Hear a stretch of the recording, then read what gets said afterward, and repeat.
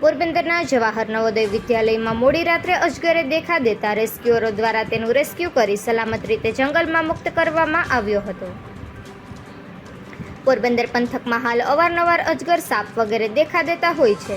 ખાસ કરીને ગરમી તથા ઉકળાટના કારણે સર્પદંશના બનાવ પણ વધી રહ્યા છે, તો અજગર નીકળવાના બનાવમાં પણ વધારો થયો છે. ત્યારે જવાહર નવોદય વિદ્યાલયમાં પણ મોડી રાત્રે અજગર દેખાયો હતો, તેથી સ્થાનિકોમાં ભય જોવા મળ્યો હતો અને આ અંગે ગ્રીન વાઇલ્ડ લાઇફ કન્ઝર્વેશન સોસાયટીના સભ્યોનો સંપર્ક કરતા નાગાજણ મોઢવાડિયા અને વિવેકગીરી મેઘનાથી તાત્કાલિક ત્યાં દોડી ગયા હતા અને 7 ફૂટ લંબાઈ ધરાવતા આ અજગરનું મધરાતે ભારે જહેમત બાદ રેસ્ક્યુ કરવામાં આવ્યું હતું. રેસ્ક્યુ કર્યા બાદ આ અજગરને સલામત રીતે જંગલ વિસ્તારમાં મુક્ત કરવામાં આવ્યો હતો. નિપુલ પોપટ, પોરબંદર ટાઈમ્સ.